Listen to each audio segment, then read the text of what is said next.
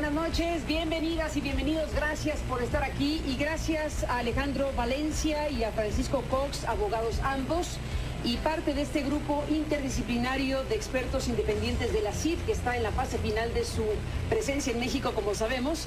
Y bueno, pues vaya horas que han transcurrido y que están transcurriendo en México.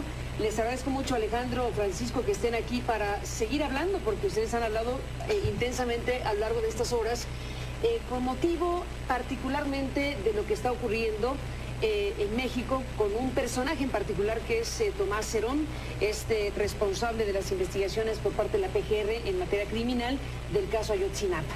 Ustedes dieron un informe que se entiende como el informe final de su mandato en México el domingo pasado. Ahí mostraron un video que ha sacudido, un video que está haciendo un punto de quiebre muy importante de una investigación de un caso emblemático, fundamental para México, como es el caso Ayotzinapa. ¿Por qué no intentamos el recuento de las cosas del domingo para acá? ¿Qué sucedió con ese video? ¿Qué cosa dice ese video? ¿Qué ha ido ocurriendo en el camino y qué podríamos contar esta noche?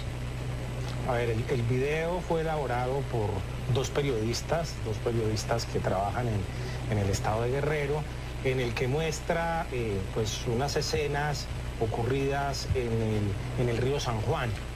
En el río San Juan, ocurridas el 28 de octubre del año 2014, en la cual se ve al director de la agencia criminal de la PGR en compañía de uno de los presuntos perpetradores capturados, que se llama Agustín García Reyes. Uno ve algunas imágenes en el río con él, que va con un custodio, y también ve uno la presencia de algunos miembros del equipo forense, ¿no?, de la PGR, que están tomando como algunas muestras. Los ve uno ahí en el río, abriendo unas bolsas plásticas, mirando algunos huesos, etcétera, etcétera, y pues ve uno como si fueras una diligencia, ¿no? Una diligencia judicial, digámoslo como aparentemente. Lo que nosotros nos llamó la atención fue que pues esa diligencia, y pues porque estuvieron los periodistas y está registrado, pues eso ocurrió el 28 de octubre del año 2014. Nosotros fuimos a contrastar en el expediente y nos dimos cuenta que esa diligencia no aparece, y no aparece por ninguna parte. Entonces, pues eso fue inicialmente, es decir, nos llama poderosamente la atención, sobre todo porque el proceso penal mexicano es muy formal. Es decir, y para cualquier diligencia, sobre todo si uno está en una escena de crimen, pues se necesita hacer como toda una serie de pasos, de autorizaciones, el registro pues para sacar una persona detenida, pues todo lo que implica su traslado, incluso por lo que tiene que ver con una escena de crimen, si se van a coger eventuales evidencias de un hecho ilícito, pues hay que hacer toda una serie de pasos, de procedimientos, resguardar la cadena de custodia, etcétera, etcétera, y dijimos, pues esto no aparece. Entonces, pues justo lo que nosotros quisimos llamar la atención es que todo lo que obra en el expediente está a partir del 29 de octubre, valga la verdad que lo del 29 de octubre es en algunos momentos pues muy similar, ha ocurrido lo del 28, y pues nosotros quisimos pues llamar la atención sobre ese aspecto. Déjenme, Francisco, presentar la nota de Rey Rodríguez, que nos va a presentar un recuento de las últimas horas y volvemos al punto. Rey Rodríguez, adelante.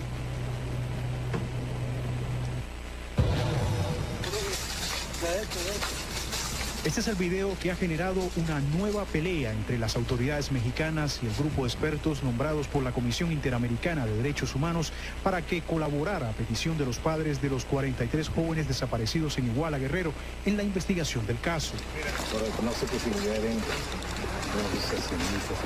El material muestra una diligencia que hiciera el titular de la Agencia de Investigación Criminal, Tomás Herón, el 28 de octubre de 2014 al río San Juan, el lugar donde, según las autoridades, fueron encontrados bolsas con restos humanos y que permitieron identificar a Alexander Mora, uno de los normalistas desaparecidos. El video fue presentado a la prensa el miércoles por el propio funcionario para aclarar que su presencia ahí fue legal, luego de que los expertos independientes señalaran que las actuaciones realizadas ese día en el río San Juan no fueron consignadas en el expediente del caso. el comportamiento. Pero los expertos les respondieron este jueves así. Pero en el vídeo presentado por el señor Cerón se dice que el día 28 hay 4 bolsas en el río, de las cuales no existe ningún registro. La actuación de servicios periciales, así como las fotografías y vídeos tomados el día 28, no están respaldados en ningún documento oficial. ¿En qué pudo haber sido adulterado? Por ello, los expertos, al igual que algunos políticos, han exigido que el funcionario sea apartado del caso y que se proceda a una investigación imparcial. Lejos de aclarar la situación, las explicaciones dadas por el señor Cerón ponen de manifiesto que su comportamiento está en contradicción con los estándares mínimos internacionales en la investigación de los hechos y, por lo tanto, agravan el problema. El grupo también acusó al funcionario de manipular la presencia de los representantes de la ONU en el lugar que habían sido invitados por la Fiscalía Federal. Las afirmaciones del señor Cerón en su conferencia de ayer constituyen una tergiversación de la realidad. Asegurar que la llegada de miembros del Alto Comisionado a Cocula y posteriormente al basurero de Cocula, reitero, no al río San Juan. En un comunicado este jueves, la oficina del Alto Comisionado de Naciones Unidas en México señaló que no fue testigo de las diligencias de la Fiscalía Federal en el río San Juan. El pasado domingo, el grupo de expertos independientes presentó su último informe sobre el caso y en el que pone de manifiesto fallas en la investigación oficial. También lamenta la negativa del gobierno del presidente Enrique Peña Nieto de no extender su presencia en el país para seguir investigando un caso que considera no está resuelto. Pero las autoridades han señalado que ya había pasado tiempo suficiente para que el grupo de expertos diera a conocer sus conclusiones del caso y que su mandato no será ampliado, por lo que se tendrán que retirar del país este 30 de abril. Por lo pronto, diversos organismos internacionales han hecho un llamado al presidente Peña Nieto para asegurar el seguimiento efectivo del informe del grupo de expertos una vez que estos se hayan marchado del país. Rey Rodríguez, CNN, Ciudad de México. Gracias, Rey, por este informe. La reacción fue inmediata, tanto de ustedes como del Alto Comisionado de Naciones Unidas, los forenses argentinos. Se ha puesto en entredicho, se ha realmente deslindado la versión de Tomás Cerón de lo que ustedes han planteado sobre este momento. Tenemos a un personaje clave en las investigaciones que oculta, que tergiversa, que usa nombres y situaciones indebidamente para hacer cuadrar lo que no cuadra. Y voces que se alzan desde luego para que se revise su circunstancia e incluso se pide su destitución. La PGR dice que la visitaduría va a tomar cartas en el asunto y que en su caso se fincarán responsabilidades correspondientes al caso del video y de las declaraciones de Tomás Cerón. ¿Qué dices, Francisco, del asunto de Tomás Cerón y lo que representa en el todo? ¿Es acaso solo un funcionario que tergiversó la situación para salir o intentar salir bien librado? A mí me parece que la explicación, como dijimos hoy día en la mañana, agrava la situación. Que el señor Cerón, más allá de él como persona, que el jefe de la Agencia de Investigaciones Criminales, de una dependencia pública, crea que él tiene la legalidad como para poder desestimar pruebas en el sitio y que eso no quede reflejado en el expediente, es de una gravedad absoluta, de la máxima gravedad. O sea, eso es una violación del debido proceso que vicia desde el inicio ese procedimiento. Porque yo le pregunto a usted, si un policía, porque mal que mal, el señor Cerón es un policía, será el jefe de la policía, pero es un policía, puede desestimar por sí y ante sí qué evidencia le parece conveniente y qué evidencia no le parece conveniente para un caso, significa que esa persona tiene un poder casi absoluto. Porque ¿por qué el resto de la sociedad tiene que confiar en su criterio? Cuando hemos establecido a lo largo de 200 años algo que se llama el debido proceso, que son distintas etapas en las cuales todo tiene que ir siendo registrado para tanto que el imputado, pero también los abogados de las víctimas, puedan estimar si es que están de acuerdo o en desacuerdo con ese criterio. Pero si nos privan de ese criterio, ¿cómo lo testeamos? Bueno, ese es un punto, Francisco, de nuevo, pero a ver, preguntémonos, ustedes no lo han dicho así porque son muy cautelosos en sus mensajes, aunque son claros y nítidos, pero al final de cuentas, ¿qué tiene que pensar una sociedad que ahora sabe una diligencia de esta naturaleza ocurrió un día antes de la diligencia formal. Una diligencia formal que de por sí genera enormes sospechas. Con este antecedente queda la puerta abierta para sospechar, dudar o pensar que se fueron a sembrar evidencias. ¿Qué piensas? Pues preguntas, yo creo que surgen precisamente muchas inquietudes. En ese sentido. Es decir, pues ¿Las comparten? Muchas inquietudes, y pues lo que más nos llama la atención es que pues eso no está en el expediente. De acuerdo. ¿Comparten esa suspicacia de muchísimos en México? Pues de alguna u otra manera sí, reitero, porque pues sobre todo en la legalidad debe primar y debe ser como muy transparente en el desarrollo de todas las diligencias. ¿Y por qué esto no aparece, no? Bueno, porque tenemos, Alejandro Francisco, la diligencia que hoy es el motivo de esta sacudida, pero hay cosas en el expediente, cosas que se han sabido y conocido, por ejemplo, esos 42 casquillos en un sitio muy convenientemente colocados como para ser encontrados y decir aquí están las evidencias de que aquí ocurrieron los asesinatos de los chicos. Después de la pausa, tratemos de encontrar qué puntos en particular nos hablan de un tipo de investigación que hoy queda francamente o definitivamente bajo sospecha, que es la investigación oficial de Ayotzinapa. No solo por el video, pero el video está sacudiendo para revisar el todo. Después de la pausa regresamos.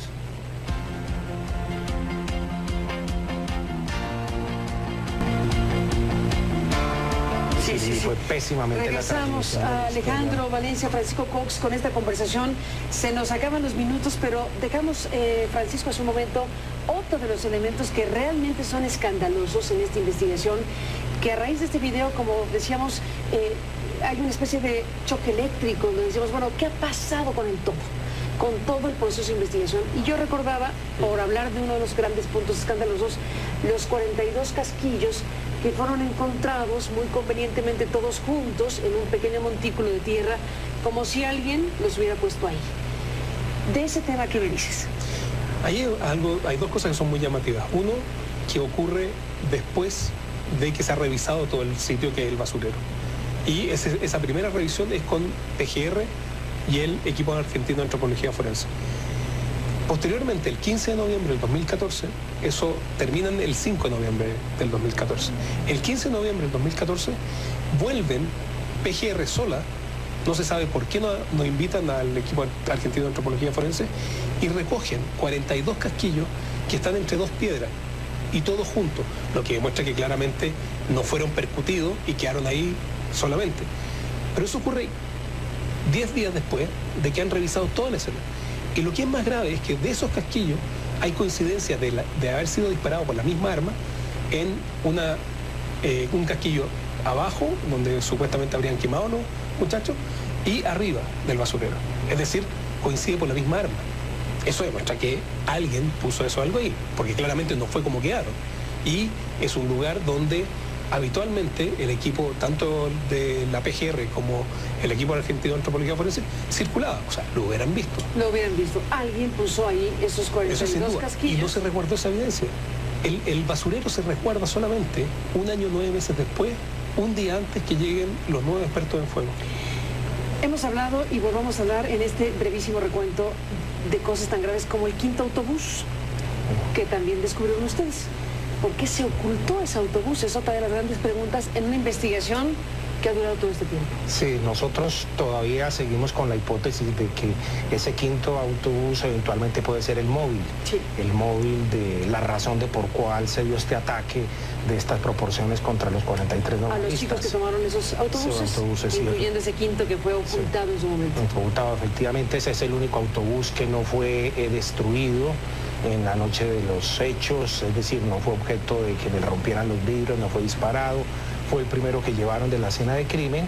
Nosotros en el informe de septiembre sugerimos esta línea de investigación y particularmente en estos 6 meses hemos tenido muchas dificultades en torno a seguir esta línea. A ver, y puedo mencionar rápidamente 3 ejemplos. Uno, nosotros exigimos que se hiciera una solicitud de cooperación con la Fiscalía de Chicago, porque en Chicago se está adelantando una investigación contra ciertos miembros de Guerreros Unidos, que es el grupo delincuencial que tiene jurisdicción en el municipio de Iguala. Se sabe que se interceptaron unas llamadas telefónicas el 26 y 27 de septiembre de 2014, donde se hablaba de que en los buses, en los autobuses de servicio público, se transportaba la heroína hacia Chicago y que se devolvían los buses con dólares. Nosotros desde el año pasado exigimos que se hiciera una solicitud formal a la Fiscalía, que solo se fue el 22 de marzo de este año. Nos informó la PGR, es decir, hasta la fecha no se obtiene respuesta. Un segundo elemento es que el bus que nos pusieron a consideración para que nosotros hiciéramos la identificación, con nuestras convicciones, aparentemente no es el bus en el cual ocurrieron los hechos. Es decir, las características físicas que aparecen en un video de la central de autobuses son diferentes al bus que nosotros vimos. Incluso un perito canadiense hizo un examen del video, de las fotografías, y no hay coincidencias en ese sentido. Y en tercer lugar, también todo da a entender que el chofer que nosotros pudimos entrevistar no fue el chofer verdadero el día de los hechos. Incluso sus características morfológicas físicas son diferentes, y también hay un escrito por él firmado que aparece pues como su puño y letra en el expediente, donde hay como inconsistencias, digámoslo, desde el punto de vista grafológico.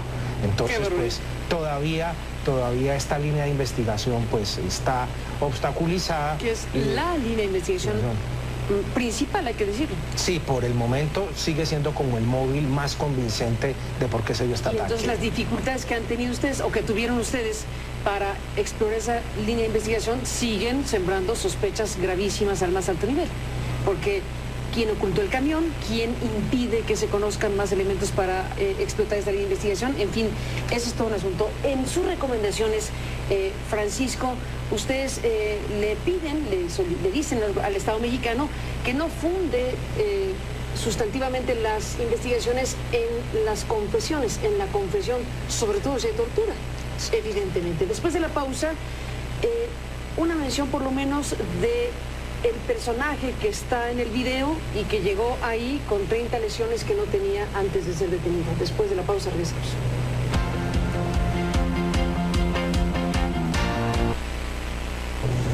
Bueno, entramos en la parte final, Alejandro, Francisco.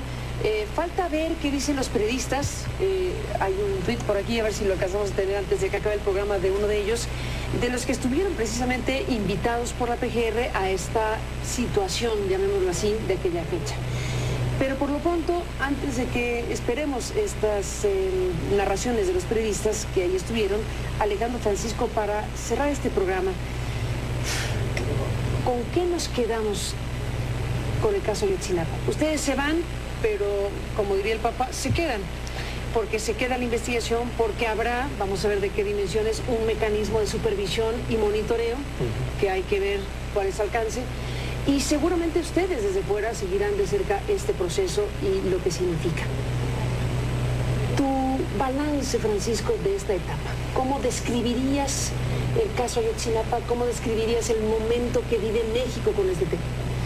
A ver, lo que nosotros hemos dicho que es preocupante, o sea, efectivamente nosotros en los dos informes dejamos líneas de investigación, cosas por investigar.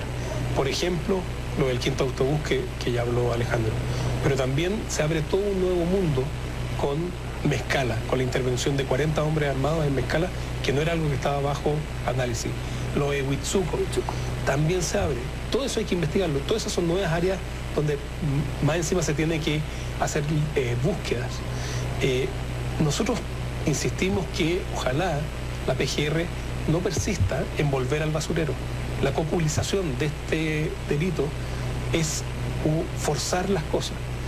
No había nadie que dijera que habían separado a 43, de los 43 estudiantes, hasta que lo dijo el señor Tomás Herón, y después aparece alguien nuevamente con tortura diciendo que efectivamente habían separado 17 para un lado y otros a un rancho. Entonces, hay que investigar sobre la base de lo que da la evidencia. Cualquier fiscal de mediana calidad sabe que los casos van hacia donde los lleve la evidencia, no donde ellos quieren llevarlo o donde alguien les dijo en alguna declaración, sino que muestra la evidencia objetiva. Y eso yo creo que es algo que sería una lección muy importante para que la Procuraduría General de la República incorporara, y que Servicios Periciales deje de ser dependiente de la PGR y sea independiente e imparcial, cosa que dé información fidedigna y objetiva y científica. Alejandro, vaya pregunta que te dejo para cerrar. ¿Sabremos algún día la verdad? Pues bien difícil, yo creo que es bien difícil si efectivamente no hay como una apertura total del Estado, digámoslo, con una investigación a fondo y en el cual se facilite el acceso, la prontitud y la práctica de todas las diligencias. Sabemos que efectivamente los casos de desaparición forzada son los que más generan impunidad, pero si no hay una colaboración eficaz, ¿no?, por parte de todos los entes del Estado, pues va a ser muy difícil romper estas barreras de silencio, romper todos estos pactos de los perpetradores que impiden esclarecer las violaciones de derechos humanos. Pues ahí está esta historia que está abierta, muy abierta por todo lo que significa Alejandro Francisco. Hay un tuit de Juan Montes, de Wall Street Journal, que dice: aparezco en video de @PGR en Cocula, 28 de octubre de 2014. Había muchos periodistas en la zona. Tomás Herón no me dio entrevista. Bueno, sí, eso es cierto. Había muchos periodistas en la zona porque fueron invitados. Eso no significa, y no lo está diciendo Juan, eso no significa que hayan ocurrido las dos cosas. Periodistas en una diligencia y en un recorrido y ocurriendo otra cosa a unos metros. O sea, lo que es muy importante, el basurero Cocula del río está a 49 minutos del río. Por lo tanto, si estaban en el basurero, es imposible que hayan visto lo que estaba pasando en el río. Y por otra parte, se llega en el helicóptero. Cuando se llega en el helicóptero, nosotros hemos llegado muchas veces a Cocula, se llega a la cancha de fútbol, que está a unos 3 kilómetros por lo menos del río. Que Tomás Herón haya estado cerca de donde están los periodistas no dice nada para efectos de lo sustantivo. Y para lo legal menos. Y para lo legal menos. Los periodistas no dan, con todo el respeto a los periodistas, no dan la legalidad de una diligencia. La legalidad de la diligencia la da que se respeten los procesos establecidos en los códigos procesales respectivos.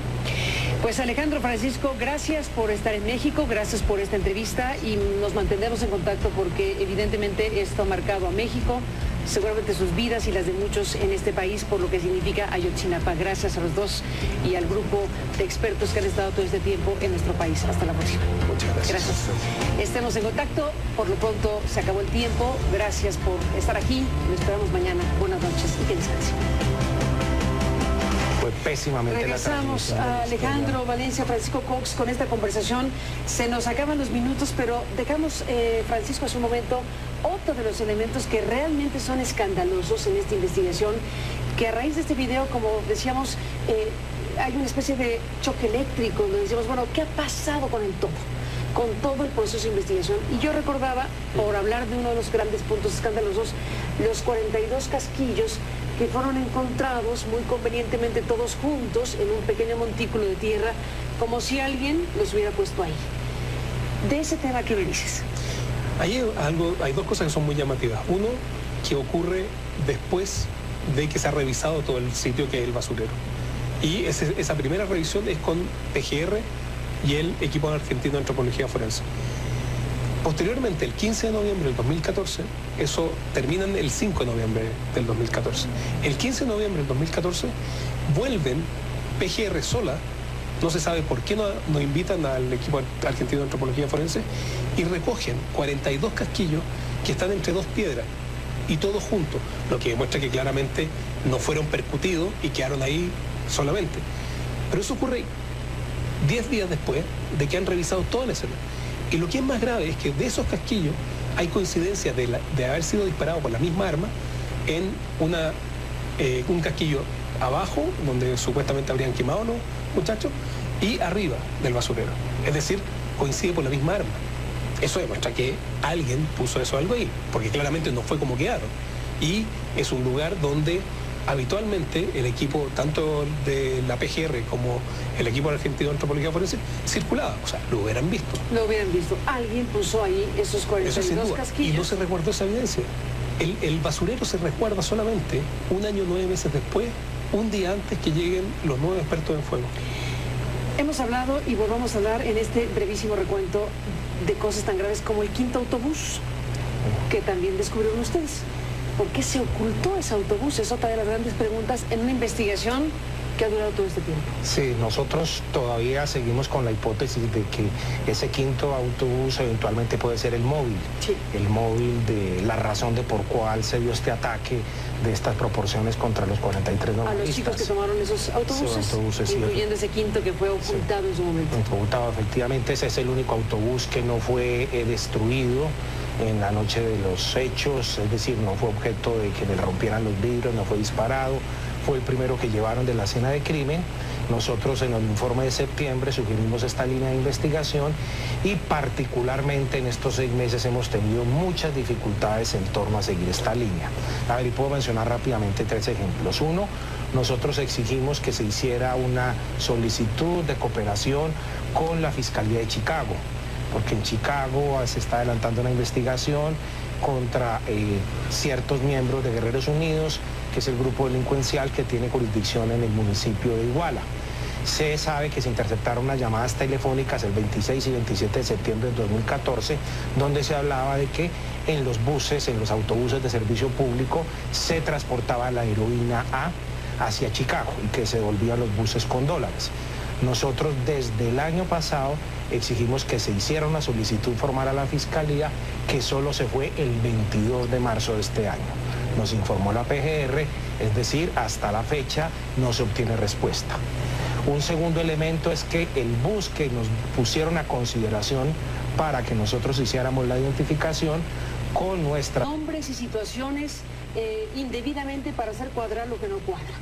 Y voces que se alzan desde luego para que se revise su circunstancia e incluso se pide su destitución. La PGR dice que la visitaduría va a tomar cartas en el asunto y que en su caso se fincarán responsabilidades correspondientes al caso del video y de las declaraciones de Tomás Herón. ¿Qué dices, Francisco, del asunto de Tomás Herón y lo que representa en el todo? ¿Es acaso solo un funcionario que tergiversó la situación para salir o intentar salir bien librado? A mí me parece que la explicación, como dijimos hoy día en la mañana, agrava la situación.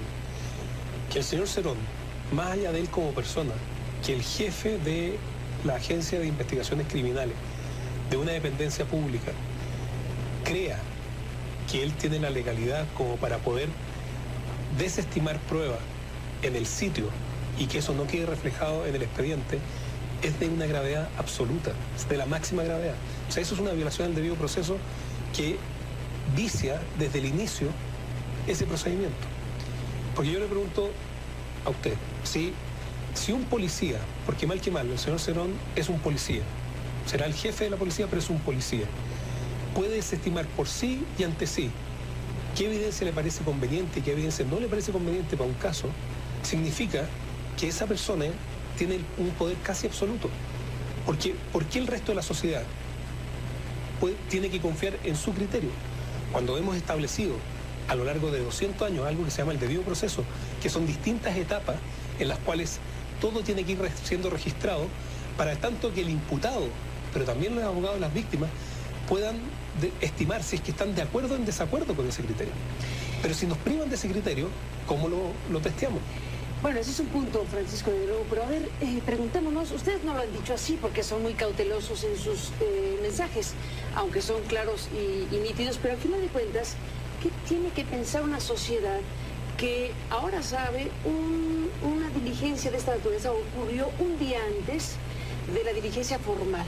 Una diligencia formal que de por sí genera enormes sospechas. Con este antecedente queda la puerta abierta para sospechar, dudar o pensar que se fueron a sembrar evidencias. ¿Qué piensas? Pues preguntas, yo creo que surgen precisamente muchas inquietudes. ¿En ese sentido? Es decir, pues muchas ¿Las comparten? Muchas inquietudes y pues lo que más nos llama la atención es que pues eso no está en el expediente. De acuerdo. ¿Comparten esa suspicacia de muchísimos en México?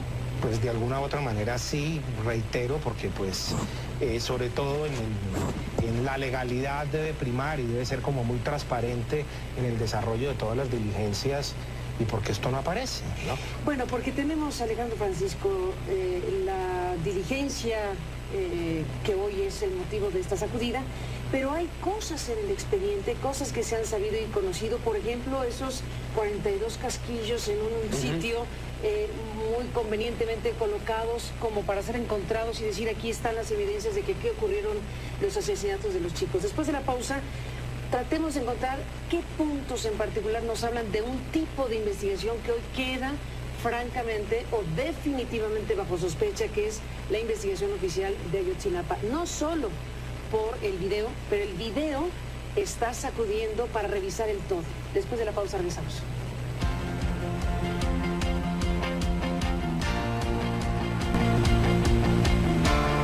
Sí. Pues nosotros quisimos llamar la atención sobre ese aspecto. Déjenme, Francisco, presentar la nota de Rey Rodríguez, que nos va a presentar un recuento de las últimas horas y volvemos al punto. Rey Rodríguez, adelante.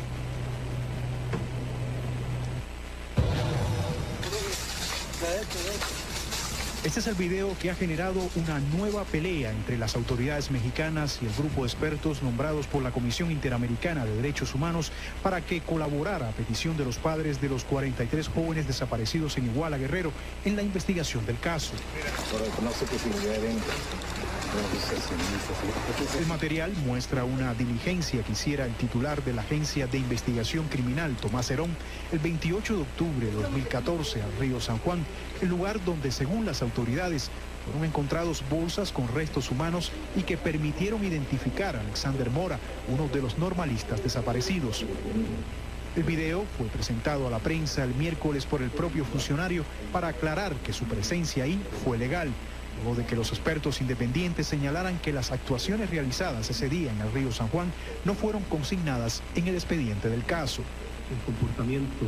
Pero los expertos les respondieron este jueves así. Pero en el vídeo presentado por el señor Cerón se dice que el día 28 hay 4 bolsas en el río, de las cuales no existe ningún registro. La actuación de servicios periciales, así como las fotografías y vídeos tomados el día 28, no están respaldados en ningún documento oficial. ¿En qué pudo haber sido adulterado? Por ello, los expertos, al igual que algunos políticos, han exigido que el funcionario sea apartado del caso y que se proceda a una investigación imparcial. Lejos de aclarar la situación, las explicaciones dadas por el señor Cerón ponen de manifiesto que su comportamiento está en contradicción con los estándares mínimos internacionales en la investigación de los hechos y, por lo tanto, agravan el problema. El grupo también acusó al funcionario de manipular la presencia de los representantes de la ONU en el lugar que habían sido invitados por la Fiscalía Federal. Las afirmaciones del señor Cerón en su conferencia de ayer constituyen una tergiversación de la realidad. Asegurar que la llegada de miembros del Alto Comisionado a Cocula y posteriormente al basurero de Cocula, reitero, no al río San Juan. En un comunicado este jueves, la oficina del Alto Comisionado de Naciones Unidas en México señaló que no fue testigo de las diligencias de la Fiscalía Federal en el río San Juan. El pasado domingo, el grupo de expertos independientes presentó su último informe sobre el caso y en el que pone de manifiesto fallas en la investigación oficial. También lamenta la negativa del gobierno del presidente Enrique Peña Nieto de no extender su presencia en el país para seguir investigando un caso que considera no está resuelto. Pero las autoridades han señalado que ya había pasado tiempo suficiente para que el grupo de expertos diera a conocer sus conclusiones del caso y que su mandato no será ampliado, por lo que se tendrán que retirar del país este 30 de abril.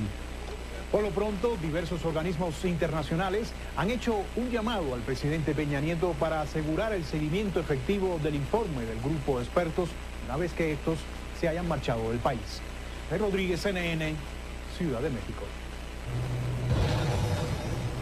Gracias, Rey, por este informe. La reacción fue inmediata, tanto de ustedes como del Alto Comisionado de Naciones Unidas, los forenses argentinos.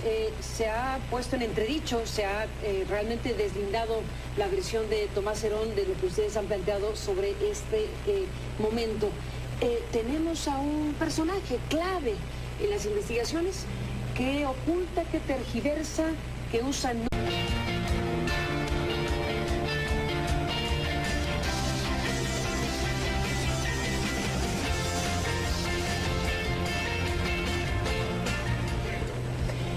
Buenas noches, bienvenidas y bienvenidos, gracias por estar aquí y gracias a Alejandro Valencia y a Francisco Cox, abogados ambos, y parte de este grupo interdisciplinario de expertos independientes de la CID, que está en la fase final de su presencia en México, como sabemos. Y bueno, pues vaya horas que han transcurrido y que están transcurriendo en México. Les agradezco mucho, Alejandro, Francisco, que estén aquí para seguir hablando, porque ustedes han hablado intensamente a lo largo de estas horas, con motivo particularmente de lo que está ocurriendo en México, con un personaje en particular que es Tomás Cerón, responsable de las investigaciones por parte de la PGR en materia criminal del caso Ayotzinapa. Ustedes dieron un informe que se entiende como el informe final de su mandato en México el domingo pasado. Ahí mostraron un video que ha sacudido, un video que está haciendo un punto de quiebre muy importante de una investigación de un caso emblemático, fundamental para México, como es el caso Ayotzinapa. ¿Por qué no intentamos el recuento de las cosas del domingo para acá? ¿Qué sucedió con ese video? ¿Qué cosa dice ese video? ¿Qué ha ido ocurriendo en el camino y qué podríamos contar esta noche? A ver, el video fue elaborado por dos periodistas que trabajan en el estado de Guerrero, en el que muestra pues unas escenas ocurridas en el río San Juan. En el río San Juan, ocurridas el 28 de octubre del año 2014, en la cual se ve al director de la agencia criminal de la PGR, en compañía de uno de los presuntos perpetradores capturados, que se llama Agustín García Reyes. Uno ve algunas imágenes en el río, con él, que va con un custodio, y también ve uno la presencia de algunos miembros del equipo forense, ¿no?, de la PGR, que están tomando como algunas muestras. Los ve uno ahí en el río, abriendo unas bolsas plásticas, mirando algunos huesos, etcétera, etcétera, y pues ve uno como si fueras una diligencia, ¿no? Una diligencia judicial, digámoslo como aparentemente. Lo que nosotros nos llamó la atención fue que pues esa diligencia, y pues porque estuvieron los periodistas y está registrado, pues eso ocurrió el 28 de octubre del año 2014. Nosotros fuimos a contrastar en el expediente y nos dimos cuenta que esa diligencia no aparece, y no aparece por ninguna parte. Entonces, pues eso fue inicialmente, es decir, nos llama poderosamente la atención, sobre todo porque el proceso penal mexicano es muy formal. Es decir, y para cualquier diligencia, sobre todo si uno está en una escena de crimen, pues se necesita hacer como toda una serie de pasos, de autorizaciones, el registro pues para sacar a una persona detenida, pues todo lo que implica su traslado, incluso pues lo que tiene que ver con una escena de crimen, si se van a coger eventuales evidencias de un hecho ilícito, pues hay que hacer toda una serie de pasos, de procedimientos, resguardar la cadena de custodia, etcétera, etcétera, y dijimos, pues esto no aparece. Entonces, pues justo lo que nosotros quisimos llamar la atención es que todo lo que obra en el expediente está a partir del 29 de octubre, valga la verdad que lo del 29 de octubre es en algunos momentos pues muy similar, ha ocurrido lo del 28, y las convicciones aparentemente no es el bus en el cual ocurrieron los hechos. Es decir, las características físicas que aparecen en un video de la central de autobuses son diferentes al bus que nosotros vimos. Incluso un perito canadiense hizo un examen del video, de las fotografías, y no hay coincidencias en ese sentido. Y en tercer lugar, también todo da a entender que el chofer que nosotros pudimos entrevistar no fue el chofer verdadero el día de los hechos.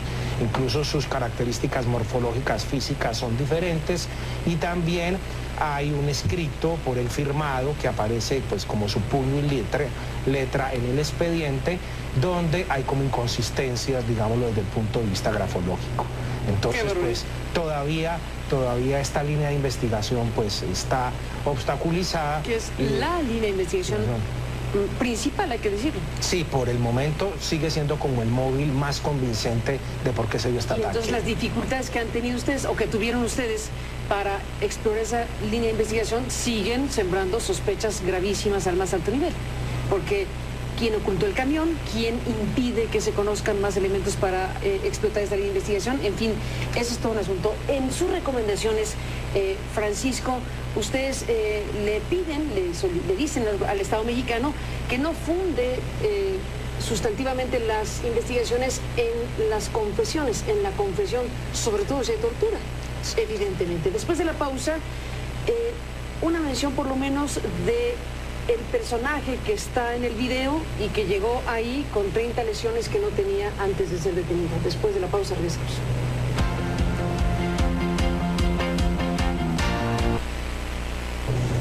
Bueno, entramos en la parte final, Alejandro, Francisco.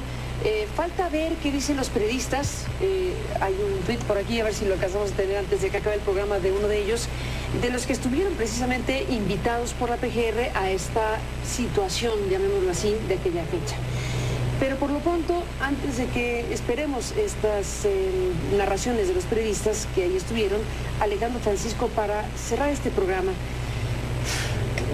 ¿con qué nos quedamos con el caso Ayotzinapa? Ustedes se van, pero como diría el Papa, se quedan, porque se queda la investigación, porque habrá, vamos a ver de qué dimensiones, un mecanismo de supervisión y monitoreo, que hay que ver cuál es su alcance, y seguramente ustedes desde fuera seguirán de cerca este proceso y lo que significa. Tu balance, Francisco, de esta etapa, ¿cómo describirías el caso Ayotzinapa? ¿Cómo describirías el momento que vive México con este tema? A ver, lo que nosotros hemos dicho que es preocupante, o sea, efectivamente nosotros en los dos informes dejamos líneas de investigación, cosas por investigar. Por ejemplo, lo del quinto autobús que ya habló Alejandro. Pero también se abre todo un nuevo mundo con Mezcala, con la intervención de 40 hombres armados en Mezcala, que no era algo que estaba bajo análisis. Lo de Huitzuco también se abre. Todo eso hay que investigarlo. Todas esas son nuevas áreas donde más encima se tiene que hacer búsquedas. Nosotros insistimos que ojalá la PGR no persista en volver al basurero. La copulización de este delito es forzar las cosas.